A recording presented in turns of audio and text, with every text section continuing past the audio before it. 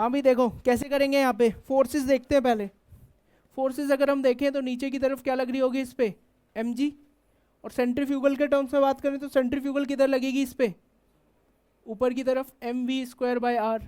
और नॉर्मल भी किधर लगेगा इस पे, ऊपर ही लगेगा।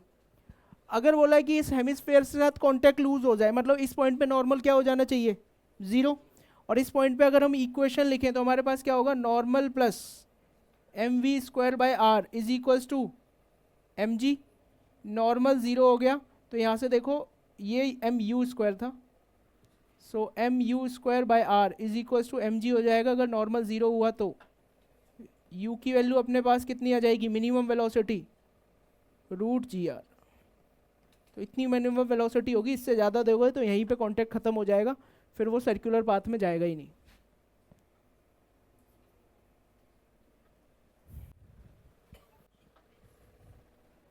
Next problem. अब देखो यही वाला अभी तुम्हारा डाउट था कि find theta when block loses contact with the hemisphere.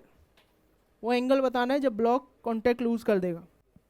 ठीक है, तो देखो यहाँ पे पहले चल क्या रहा होगा, यहाँ पर इसको इनिशियल वेलोसिटी दी है। ठीक है, इनिशियल वेलोसिटी दी है तो इसकी वजह से ये फिसलेगा, फिसलेगा और पूरा ऐसे इसके साथ साथ तो नहीं आ सकता, कहीं ना कहीं कांटेक्ट लूज कर देगा। तो हमने देखा वो यहाँ पे पहुँचा और कांटेक्ट इसने लूज कर दिया। कांटेक्ट लूज कर दिया मतलब क्या, 0 हो जाएगा, नॉर्मल 0 हो जाएगा। तो वही हमें थीटा की वैल्यू बतानी है कि कितने एंगल पे ये कांटेक्ट लूज कर देगा। ओके, तो यहाँ पर क्या करेंगे, एक बार NLM लगाएंगे। एक तो देखो शॉर्टकट है अपने पास कि cos थीटा में वही वाला फॉर्मूला लगा दो, cos theta is equal to u² - 2gr/3gr। वहाँ से सीधा सीधा तुम्हारे पास थीटा आ जाएगा। लेकिन यहाँ पर -2gr नहीं +2gr लगेगा, क्योंकि नीचे आते वक्त स्पीड बढ़ रही है। तो cos theta is equal to u² + 2gr/3gr लगा दो। या एकदम प्रॉपर तरीके से चलें अगर हम, तो एक बार हम करेंगे एनर्जी कंजर्वेशन और एक बार लगाएंगे NLM। तो पूरे प्रॉपर मेथड से ही करते हैं। मान लो यहाँ पर v स्पीड हो गई आके, इसकी v स्पीड हो गई और इस पॉइंट पे आके नॉर्मल क्या हो जाएगा, यहाँ नॉर्मल लग रहा होगा, नॉर्मल हो जाएगा 0। v स्पीड है तो इसके पास बाहर की तरफ एक फोर्स लग जाएगी mv²/r। और सेंटर की तरफ एक फोर्स लगेगी क्या, mg का कौन सा वाला कंपोनेंट होगा, ये mg नीचे लग रही थी तो ये एंगल थीटा, तो mg का कौन सा कंपोनेंट आ गया, ये mg cos थीटा।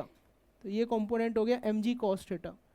तो जब कांटेक्ट लूज होगा इस पॉइंट पे NLM से हम क्या बोल सकते हैं, इस पॉइंट पे NLM से बोलेंगे कि normal plus mv²/r is equals to mg cos theta.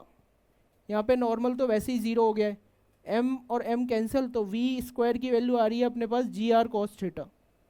अब क्या लगाएंगे हम, एनर्जी कंजर्वेशन, या फिर तुम सीधा बोल दो कि नीचे आते वक्त डायरेक्ट इक्वेशन लगा लो कि v² is equals to u² + 2gh। Energy conservation ही है वैसे ये भी। ओके, कितना हाइट नीचे आ गए हम बता सकते हो, कितना हाइट नीचे आ गए, ये हाइट कितनी होगी h की वैल्यू क्या होगी बताओ, ये पूरी साइड कितनी है r, और ये भी रेडियस के बराबर है, तो ये कंपोनेंट इसका ये वाली लेंथ r cos थीटा, तो h हो जाएगी r - r cos theta, that is r1 - cos theta. तो यहाँ पर ये अपने पास हो जाएगा v² की वैल्यू अपने पास है gr cos theta u² + 2gr1 - cos theta.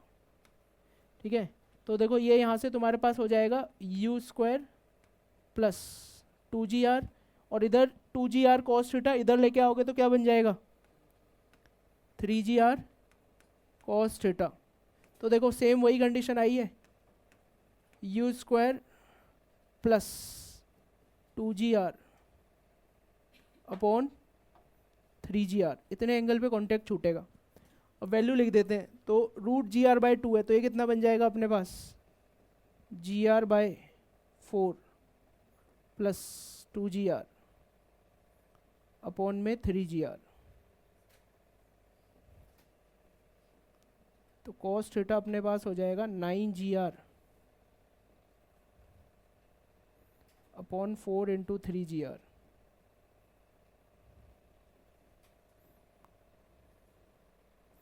cos theta अपने पास आ गया 3/4। तो थीटा इज cos इनवर्स 3/4।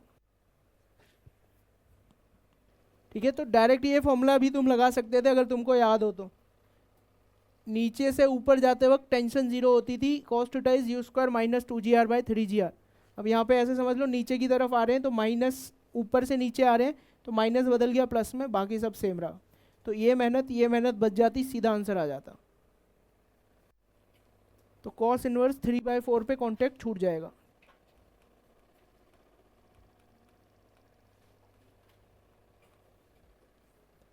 अब तुम्हें ये भी बताना है कि कितने y की क्या वैल्यू होगी जब कॉन्टेक्ट छूटा होगा। ये y क्या होगा जब कॉन्टेक्ट छूटा होगा, तो y बताना है, जल्दी से निकाल दो। height of the block from the ground when it loses contact with the sphere।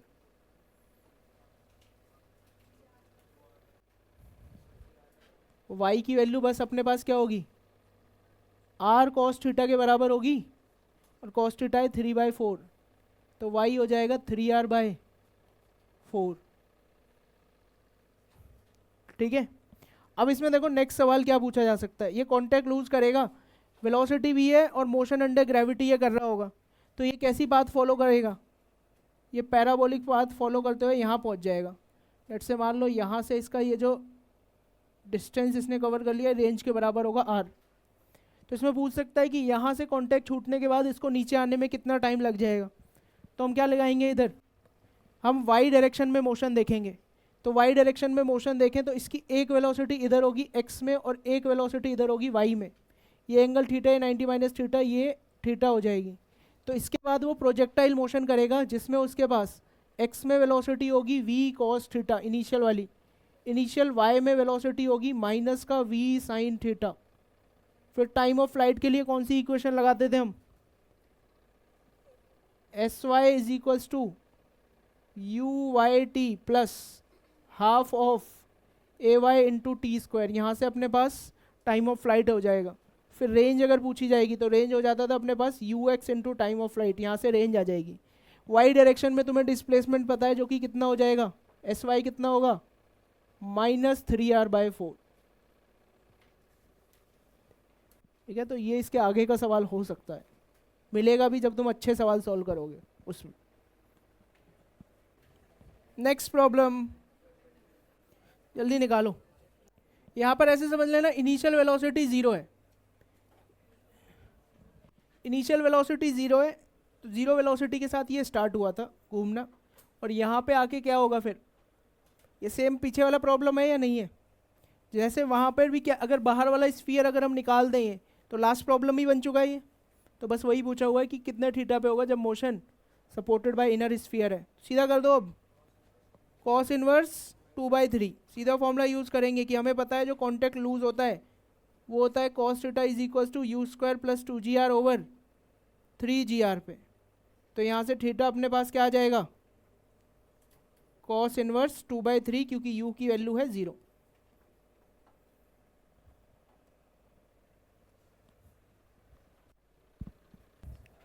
देखो यहाँ पर क्या है, ब्लॉक को इनिशियल स्पीड 0, बस जस्ट पुश किया इसको थोड़ा सा और ये फिसलता हुआ नीचे जाएगा, फिसलता हुआ नीचे जाएगा और किसी एक एंगल पे जाके कांटेक्ट लूज कर देगा। वो एंगल कितना होगा, कॉस इनवर्स।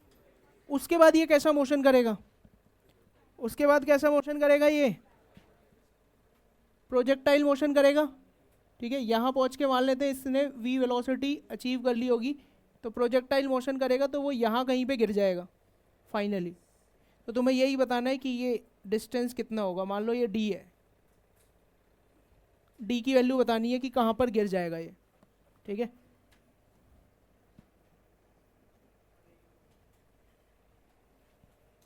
करो जल्दी।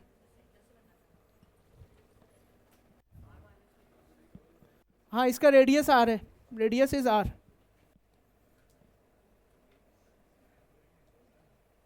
हेमिस्फीयर का रेडियस r है।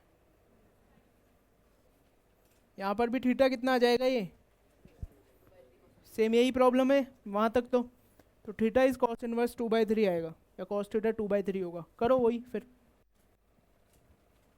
कॉस थीटा तो सीधा ही लिख देंगे you square plus 2gr upon 3gr, u की वैल्यू 0, तो कॉस थीटा हो जाएगा तुम्हारे पास 2/3। इतने एंगल पे तो कॉन्टैक्ट लूज हुआ है बस। करो अब बाकी की चीज़ें। आर के टर्म्स में बताना है, ठीक है। क्या आएगा? D √2GR/3। एच की वैल्यू देखते हैं पहले। एच होगा अपने पास क्या? एच होगा यहाँ पर r minus r cos theta, और कॉस थीटा की वैल्यू है तुम्हारे पास 2/3, तो ये हो जाएगा are minus 2R/3 which is R/3।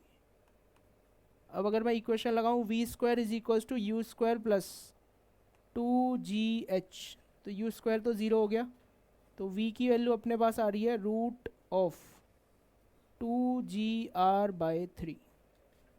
ये v की वैल्यू आ गई। इसके बाद हमें पता है कि ये प्रोजेक्टाइल मोशन कर रहा है, तो एक वेलोसिटी x में होगी, एक वेलोसिटी y में होगी। ये होगी अपने पास ux, ये uy। ये एंगल थीटा है तो ये भी थीटा हो जाएगा, और फिर ये थीटा आ जाएगा अपने पास। सो ux is v cos theta, और uy है अपने पास v sin थीटा। सबसे पहले टाइम ऑफ फ्लाइट निकालते हैं। तो टाइम ऑफ फ्लाइट के लिए हमें इक्वेशन यूज़ करनी पड़ेगी sy is equals to uy t plus half of vy into t square. यहाँ पर y में ये डिस्प्लेसमेंट कितना हो जाएगा? जब ये है r/3 तो y रहेगा अपने पास 2r/3, या r cos थीटा भी बोल सकते हो, तो y 2r/3 है। तो जब यहाँ से नीचे आ रहे हैं तो y डायरेक्शन में डिस्प्लेसमेंट हुआ है, हाँ, हाफ ऑफ GT² होगा, वो तो होगा ही, हाफ ऑफ AY इंटू टी² लिख लेते हैं for the time being. Okay, तो डिस्प्लेसमेंट y में हुआ है अपने पास, y डायरेक्शन में -2r/3 जब ऊपर से नीचे आ रहे हैं, तो माइनस का 2r/3। इनिशियल वेलोसिटी y में अपने पास -v sin theta, so -v sin theta into t, और minus half of g into t. अब यहाँ पर v की वैल्यू भी पुट कर लेते हैं और साइन थीटा भी लिख लेते हैं। तो cos थीटा अगर 2/3 है तो साइन थीटा तुम्हारे पास कितना आएगा? साइन थीटा कितना हो जाएगा? √5/3। तो यहाँ से इक्वेशन अपने पास आएगी वैसे half GT² plus v sine theta into t, और माइनस का 2r/3। ये क्वाड्रेटिक इक्वेशन बनेगी। इस क्वाड्रेटिक को सॉल्व करेंगे for t, so half GT² plus root of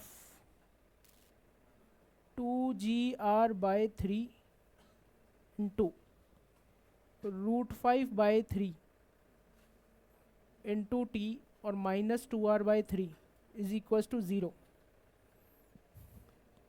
यहाँ पर t हो जाएगा अपने पास -b, so minus of √10GR/27 plus minus √b² minus 4ac। तो b² माइनस 4ac करेंगे तो ये होगा अपने पास 10GR/27 माइनस 4a होगा g/2, और c होगा -2r/3। तो ये हो जाएगा 10GR प्लस 9 से करेंगे तो 36GR/27। ये आ रहा है अपने पास 46GR/27, और डिवाइड में रहेगा अपने पास 2a, तो g रहेगा। तो टाइम ऑफ फ्लाइट के लिए क्या करेंगे? नेगेटिव रूट अपना कैंसिल आउट हो जाएगा। नेगेटिव रूट कैंसिल आउट होगा तो ये कितना आ जाएगा अपने पास? √46GR/27 माइनस √10GR/27 अपॉन में 10 रहेगा, अपॉन में g रहेगा, तो एक बार में ही लिख देते हैं इसको। ये हो जाएगा √46R/27g माइनस √10R/27g। ये अपने पास टाइम ऑफ फ्लाइट आ रहा है। ये आया या नहीं आया? टाइम ऑफ फ्लाइट आया किसी का? क्या आ रहा है फिर टाइम ऑफ फ्लाइट? यही तो आएगा। क्या? हाँ रूट में 46 है, यहाँ का यहाँ 46 आ गया ना। अब रेंज निकाल देंगे। रेंज हो जाएगी अपने पास u x into time of flight. U x है अपने पास v cos theta into time of flight की वैल्यू। वी कॉस थीटा की वैल्यू है अपने पास √2gr/3। कॉस थीटा अपने पास होगा कितना 2/3। और time of flight, time of flight अपने पास आएगा √46/27 माइनस √10/27 और इनटू में √r/g और हो जाएगा।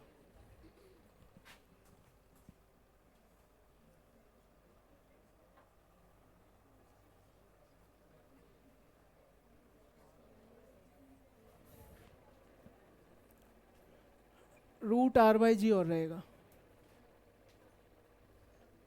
d की वैल्यू क्या होगी अब तुम्हारे पास? d की वैल्यू यहाँ पे परपेंडिकुलर ड्रॉप कर देंगे तो ये वाला डिस्टेंस होगा अपने पास r साइन थीटा और इतना डिस्टेंस है रेंज। रेंज को r डैश लिख रहे हैं हम, तो d की वैल्यू हो जाएगी r sine theta plus r dash.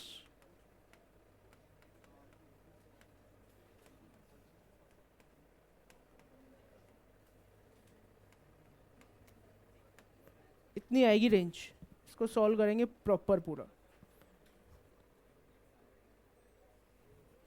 तो ये तुम्हारे पास आएगा समथिंग 1.12 आर पूरा सॉल्व करने के बाद। देखो क्या दे रखा है प्रॉब्लम में कि थीटा की वैल्यू बतानी है such that particle just complete VCM about the peg. Peg देखो क्या है, वो वाला पैग नहीं है जो तुम समझ रहे हो, ठीक है। पैग ऐसा समझ लो यहाँ पर कोई कील ठोक दिया इस तरह से, तो देखो यहाँ पर क्या होगा, ये जब स्ट्रिंग आएगी तो ब्लॉक यहाँ टकराएगा और ऐसे गोल घूम जाएगा होगा। तो वही बताना है कि ये थीटा कितना हो सो डेट ये वीसीएम कर जाए अबाउट दिस पॉइंट। अगर वीसीएम करेगा तो बेस्ट है कि यहाँ पे पहले स्पीड देख लो क्या होनी चाहिए अकॉर्डिंग टू दिस पैग।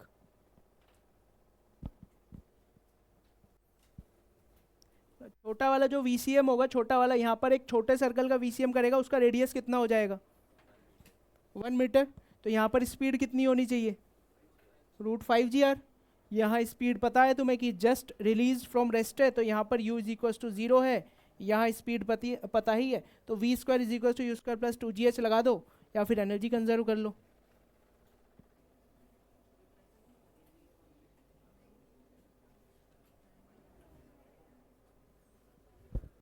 यहाँ आने के बाद ऐसे वीसीएम करेगा और यहाँ पता है हमको स्पीड कितनी होनी चाहिए √5g इंटू रेडियस।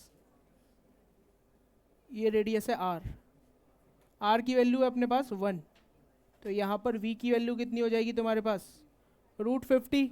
अब यहाँ से यहाँ एनर्जी कंजर्व कर लो बस। सो v² = u² + 2gh लगा देता हूँ मैं डायरेक्टली। अब ये कितनी हाइट नीचे आ जाएगा ये बता सकते हो? h की वैल्यू क्या होगी?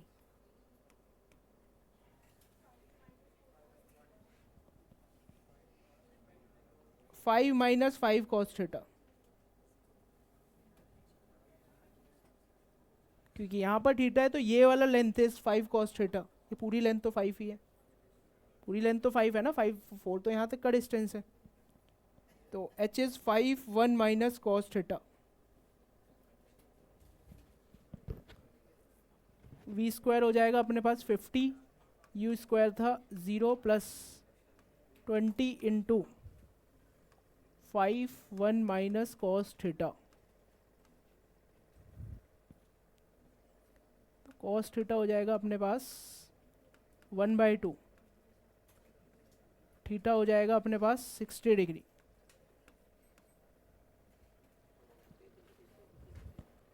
देखो ये इंपॉर्टेंट सवाल है। क्या दे रखा है? Particle of mass m is release from rest.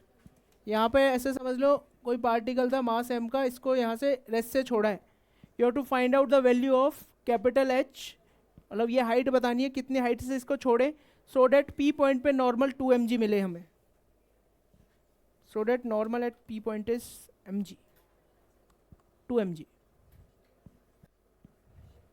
H की वैल्यू बतानी है इन टर्म्स ऑफ आर। सबसे पहले यहाँ पे v फाइंड करेंगे at point p using NLM।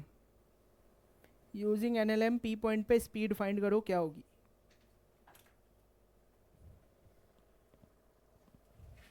Normal कैसे मिलेगा इसको, नीचे की तरफ, और मान लो इसकी स्पीड यहाँ पे v है, तो बाहर की तरफ इस पे mv²/r लगेगा, और ये वर्टिकल डाउनवर्ड mg लगेगा, ये वाला एंगल होगा 37, तो रेडियल डायरेक्शन में mg cos 37 भी तुम्हारे पास होगा। तो v निकाल दो जल्दी से, कितना आ रहा है, h की वैल्यू 3r/2 आ रही है। p निकालते हैं पहले तो, h तो फिर देखेंगे। So n plus mg cos 37 is equals to mv²/r, और n हमको यहाँ पर कितना दे रखा है, 2 mg, so 2 mg plus 4 mg/5 is equals to mv²/r। m और m कैंसिल, सो v² अपने पास आ जाएगा 14gr/5। अब क्या करेंगे, कोई बता सकता है, एनर्जी कंजर्वेशन, इस वाले पॉइंट से लेकर इस वाले पॉइंट तक एनर्जी कंजर्वेशन कर देंगे। पोटेंशियल एनर्जी का जीरो लेवल किधर लेना चाहोगे, जीपी का जीरो किधर, ऊपर ही ले लेते हैं अगर ऊपर लेना है तो यहाँ पे मान लो जीपी का जीरो ले लिया हमने, k initial plus u initial is equals to k final plus u final. K initial भी ज़ीरो हो जाएगा, यू इनिशियल भी ज़ीरो होगा, के फाइनल अपने पास होगा ½ mv²। फाइनल पोटेंशियल एनर्जी के लिए इतना हाइट ये नीचे आ चुका है ब्लॉक, एच हाइट। एच की वैल्यू देखने के लिए पहले हमें ये हाइट देखनी पड़ेगी, ये कितनी है, ये वाली हाइट कितनी हो जाएगी, r plus r cos 37, that is r1 plus cos 37, r1 plus 4/5, जो कि कितना हो जाएगा 9r/5। तो h की वैल्यू कितनी हो जाएगी, capital H minus 9r/5। Potential energy positive लिखेंगे या नेगेटिव, नेगेटिव लिखेंगे क्योंकि जीपीई के जीरो लेवल से नीचे है ये, तो mgh माइनस 9r/5 करो अब कैलकुलेट,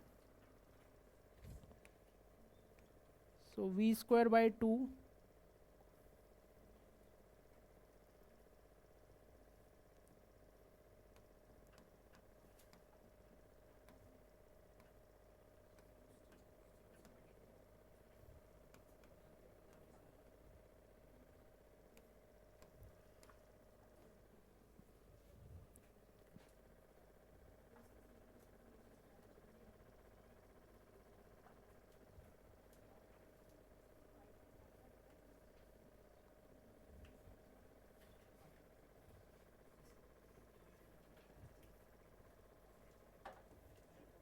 h की वैल्यू आएगी 16r/5।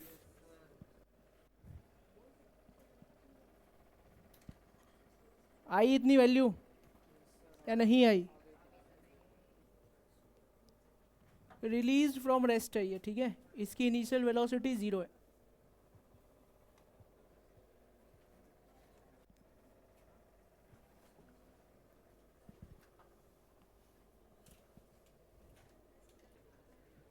करो भाई जल्दी, एनर्जी कंजर्वेशन कर दो पहले तो, कहाँ से कहाँ तक,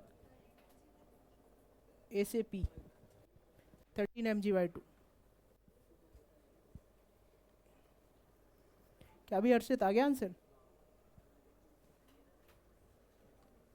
तो ये r है, ये वाली हाइट हो जाएगी अपने पास r/2, so overall this height is 3r/2। मान लेते हैं यही अपना जीपीई का जीरो लेवल है, तो ब्लॉक अपने इनिशियल लेवल से इतनी हाइट नीचे आ गया, एच की वैल्यू होगी 5r माइनस 3r/2, तो ये हो जाएगा 7R/2। अब हम एनर्जी कंजर्वेशन करेंगे तो kinetic energy at A plus potential energy at A is equals to kinetic energy at P plus potential energy at P. A पर काइनेटिक भी ज़ीरो, पोटेंशियल भी ज़ीरो। पी पॉइंट पे अगर हम बोल दें कि इसकी स्पीड है लेट्स से वी, तो काइनेटिक एनर्जी होगी इसकी half m v square, potential energy zero level से नीचे तो माइनस एम जी एच, और एच की वैल्यू अपने पास 7R/2। वी की वैल्यू अपने पास आ गई √7GR, या वी स्क्वायर हो गया 7GR। अब यहाँ पे NLM लगा दो तो इधर ऐसे नॉर्मल लगेगा, बाहर की तरफ mv²/r, और mg का कौन सा कंपोनेंट होगा, कॉस या sine, cos component, mg cos 60। So normal plus mg cos 60 that is mg/2 is equals to mv²/r। So normal is equals to 7mg minus mg/2। So normal अपने पास आ गया इस केस में 13mg/2।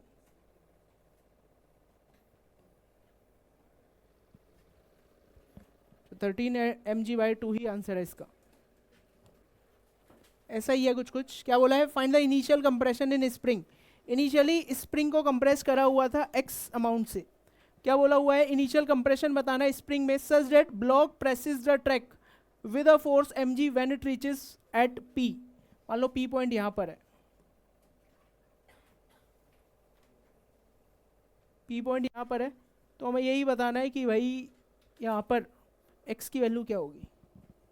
ठीक है, block का मास m दे रखा है और p पॉइंट पे block presses the track, it means ये किस चीज़ की वैल्यू दे रखी है, p पॉइंट पे mg क्या है, ये नॉर्मल,